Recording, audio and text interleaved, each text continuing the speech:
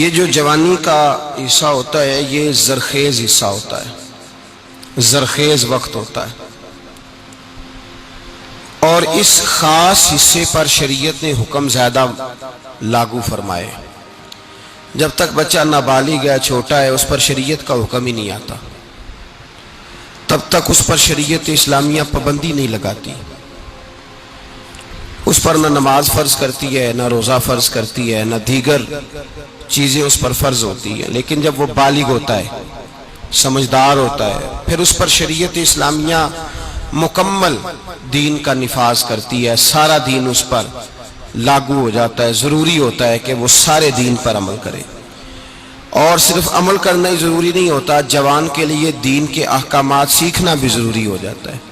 نماز بھی سیکھے، وہ اپنے پاکی ناپاکی کے مسائل بھی سیکھے، جہاد آیا ہے تو تربیت حاصل کرے، شادی کرنی ہے تو نکاح کے، طلاق کے، عورتوں کے جس قسم کی اس کو ضروریات ہیں وہ سارے مسائل سے آگاہی حاصل کرے۔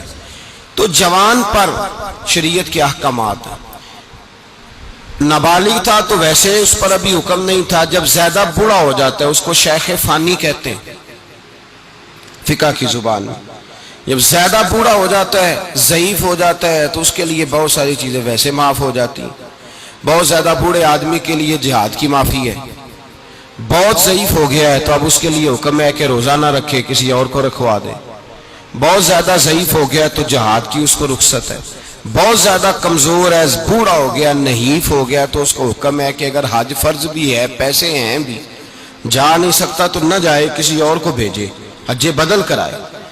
بچوں پر حکم ہے نہیں، بوڑھوں کے لیے گنجائش ہے، تو پھر سب سے زیادہ حکم ہوا کس کے لیے؟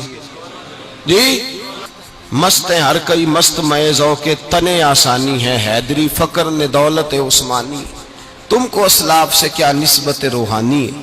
اور اقبال پتہ کیا کہتے ہیں؟ رو پڑے علامہ اقبال کہنے لگے مردہ وہ قوم ہوتی ہے جس قوم کا جوان بے ضمیر ہو جاتا ہے، وہ قوم مر جاتی ہے جس کا جوان تھک جاتا ہے۔ کہتے ہیں تیرے صوفے ہیں افرنگی، تیرے کالی ہے ایرانی، صوفے آئے ہیں تیرے یورپ سے اور قالین منگوایا ایران سے، تیرے صوفے ہیں افرنگی، تیرے کالی ہے ایرانی، لہو مجھ کو رلاتی ہے جوانوں کی تن آسانی۔ اقبال کہنے لگے جوانوں کا وجود آسانی پسند ہو گیا ہے تو میں خون کے آنسو نہیں روتا، میں لہو کے ساتھ روتا ہوں۔ اقبال کہتے ہیں پلٹنا جھپٹنا اور جھپٹ کر پلٹنا، لہو گرم رکھنے کا ہے ایک بہانہ، توانائی پیدا کر، ہمت کر۔ جوان ہو کے ہاتھ پھیلا رہا ہے، جوان ہو کے تو قرضہ مانگ رہا ہے، جوان ہو کے تو لوگوں کو دیکھ رہا ہے، جوان ہو کے تو دائیں بائیں کی طرف دیکھ رہا ہے۔ اپنی دنیا آپ پیدا کر اگر زندوں میں ہے، سر آدم ہے ضمیر کن فقہ ہے زندگی۔ جوان یا تو فیشن کا عادی ہے، یا ٹیلی فون کا دل دادا ہے، یا تو نت نئے اس کو ڈیزائن چاہیے۔ میرے رسول پاک سید عالم صلی اللہ تعالی علیہ وسلم نے فرمایا اغتنم خمس قبل خمس، 5 چیزوں کو 5 سے پہلے غنیمت جانو، جان لو کہ غنیمت ہے، تمہارے پاس تحفہ ہے، 5 کو 5 سے پہلے۔ اس میں سے ایک چیز حضور نے یہ بیان فرمائی، فرمایا شبابک قبل حرمک، جوانی غنیمت جان لے بڑھاپا آنے سے پہلے۔ اور پھر اگلے لفظ بھی ہیں بخاری مسلم میں، حضور نے فرمایا قیامت کے دن فرشتے تو حساب کتاب لیں گے نا، من ربک ما دینک ما کنت تقول فی حق ھذا الرجل، قبر میں بات ہو۔ فرمایا اللہ قیامت کے دن بندے کو اپنے سامنے کھڑا کر کے 4 سوال پوچھے گا۔ کون پوچھے گا؟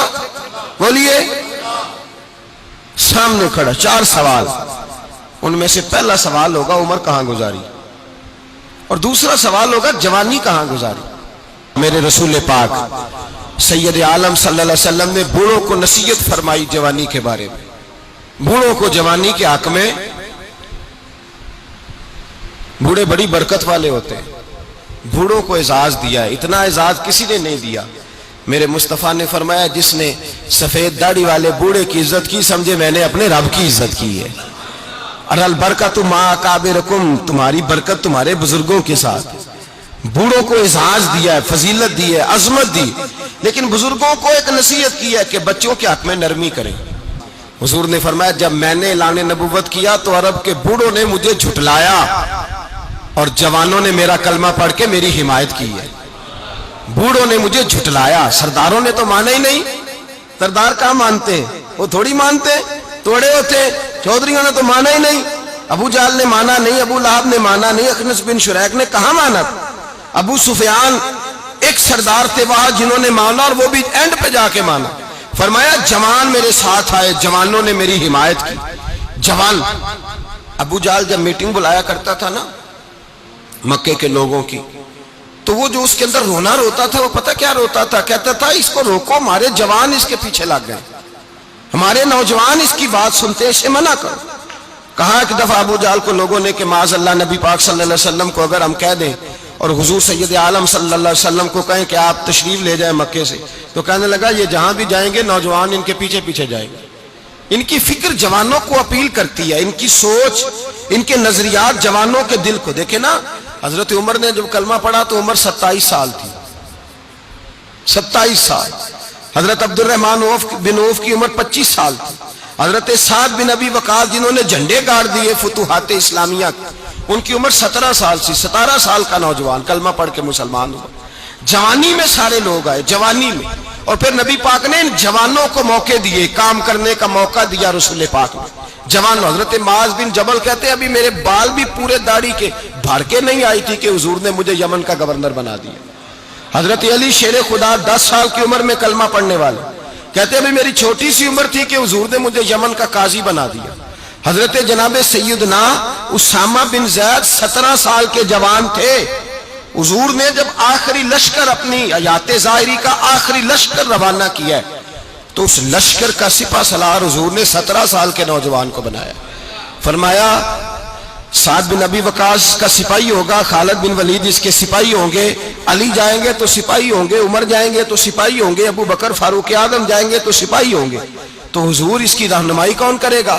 فرمایا میرے غلام کا بیٹا 17 سال کا جوان، 17 سال کا جوان، 17 سال کا جوان، تو اس کی تو اماں کہتی ہے ابھی تو اس کو روٹی نہیں کھانی آئی، تو جہاد کی سپہ سالاری 17 سال کے جوان کے ابا جی کو پوچھا تو کہتے ہیں میری زندگی میں کام کرے، ابھی تو میرے ہوتے ہوئے نہیں میں اس کے ہاتھ میلے ہونے دوں گا۔ تو بھائی آپ کے فوت ہونے کے بعد یہ کدھر جائے گا؟ اگر پرسوں فوت ہو گئے تو زندگی کا کو پتہ ہے؟ 17 سال کے جوان کو میرے رسول پاک علیہ الصلوۃ والسلام نے قیادت دی اور تمام جلیل القدر جرنیل صحابہ کی قیادت دی۔ حضور کا وصال ہو گیا، ابھی لشکر پہنچا نہیں تھا۔ نبی پاک کے وصال کے بعد حضرت ابو بکر صدیق خلیفہ بنے، وہ لشکر واپس آ گیا حضور کے، انہوں نے آخری ایام میں زیارت کی، حضور کی تدفین میں شریک ہوئے، درود و سلام پڑھا۔ اب موقع آیا دوبارہ بھیجنے کا۔ حضرت عمر کہنے لگے ابو بکر اس طرح کرو، اسامہ کے علاوہ کسی اور کو سپہ سالار بناؤ۔ اسامہ کے علاوہ، اسامہ بن زید نوجوان ہے، ابھی ان کی چڑھتی جوانی ہے، اس طرح کا ان کا تجربہ نہیں، اور حالات یکدم بڑے کٹھن ہو گئے، خراب ہے معاملات، لوگ ایسا نہ ہو کہ ہمارے خلاف محاذ کھول دیں، لہذا ابھی اسامہ کو نہ بھیجے، کسی اور کو بھیجے، یہ جوان ہے، تجربہ کار نہیں۔ حضرت ابو بکر نے کیا جواب دیا؟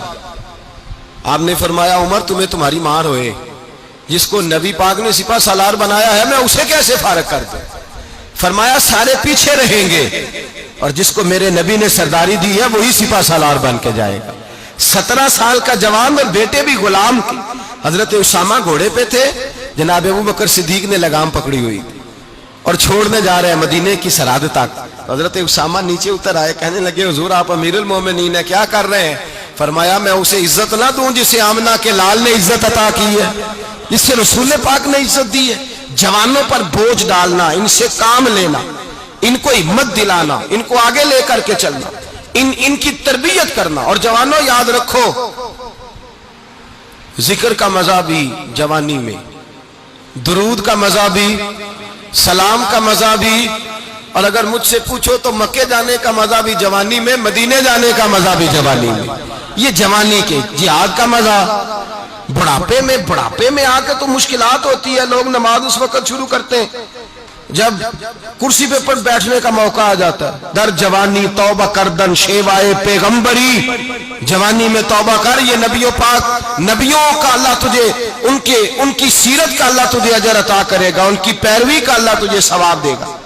حضرت انس بن مالک فرماتے ہیں میں حضور کی بارگاہ میں حاضر تھا، ایک جوان آیا توبہ کرنے اور ایک بوڑھا آیا۔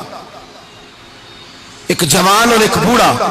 تو نبی پاک صلی اللہ علیہ وسلم نے فرمایا انس یہ جبریل امین کھڑے ہیں اور کہہ رہے ہیں یا رسول اللہ یہ جو جوان توبہ کرنے آیا نا اسے جبریل کا سلام کہہ دے. تو حضور فرماتے ہیں میں نے اسے کہا بوڑھے کو سلام نہ دوں, وہ بھی تو توبہ کرنے آیا, بوڑھے کو سلام نہ دوں؟ تو حضرت جبریل امین عرض کرنے لگے یا رسول اللہ اس کا تو وقت آیا تھا توبہ کرنے کا, اس نے تو اب توبہ. مولا رومی کہتے ہیں کہ جو بھیڑیا تھا بوڑھا ہو گیا, بھیڑیا بوڑھا ہو گیا, بکری گزر رہی تھی, اب بیمار ہو گیا, کمزور ہو گیا, بوڑھا ہو گیا, تو بکری گزر رہی ہے. تو لومڑی اس سے کہنے لگی بادشاہ شکار آیا ہے, مارو چھلانگ پکڑ لو. کہنے لگا نہیں اب میں نیک ہو گیا ہوں, جانوروں کو تنگ نہیں کرتا, اب میں جانوروں کو تنگ نہیں, اب نہیں میں کسی کو تنگ کرتا. تو کہتا ہے لومڑی بڑی سیانی تھی, ہنسنے لگی, کہنے لگی نہیں اب تجھ سے دوڑا ہی نہیں جاتا, اب تجھ سے شکار پکڑا, اب تو بڑھاپے میں آگے کہتا ہے میں ولی اللہ ہو گیا ہوں. تو بتا بات اس وقت کی کر جب طاقت تھی اس وقت کی بولی بول, میں نیک ہو گیا ہوں. تو ملا رومی کہتے ہیں بڑھاپے میں جا کے تو اس طرح کے لوگ بھی نیک ہو جاتے ہیں. پتہ تو تیرا تب ہے جب طاقت ہو, ہمت ہو, توانائی. میرے نبی پاک علیہ السلام نے فرمایا قیامت میں اللہ کے عرش کے سائے کے علاوہ سایہ نہیں ہوگا. اللہ نوجوان کو عرش کے سائے میں کھڑا کرے گا تو فرشتے اس پر فخر کریں گے کہ نوجوان ہو کے عرش کے سائے میں کھڑا ہے. تو رب فرمائے گا یہ وہ جوان ہے جس کے پاس طاقت تھی, ہمت تھی, اور خوبصورت عورت اس کے دروازے تک آ گئی تھی, اس نے گناہ کی دعوت دی, پر اس نوجوان نے کہا انی اخاف اللہ, بے شک میں اپنے اللہ سے ڈرتا ہوں, میں اپنے. اس نے اس کی دعوت کو قبول. تو بھائی یاد رکھیں جوانوں کے لیے پہلی نصیحت یہ ہے کہ جوان نہ بنے, ایماندار بنے. کیا بنے؟ تھکے ہوئے ہیں آپ لوگ جی؟ بولے نہیں نا, مینوں پریشانی لگی کہ مجمع تے بڑا سارا سی, بہت زیادہ سی, وہ یہاں بھی بندوبست, نیچے بھی بندوبست, باہر سارا سین میں. پھر بھی مجھے دو ساتھی کہنے لگے جی اساں گلی چ نماز پڑھی, کوئی بندوبست تو ہو نہیں سکتا. میں کہا ہن تے ٹائم ہی کڈنا پینا ہے, اتنے سارے ہیں آپ, آپ کی آواز بھی تو آنی. جوان بننا چاہیے کہ ایماندار بننا چاہیے جی؟ جوان جب ایماندار ہوتا ہے نا تو پھر معاشرہ سارا ایمان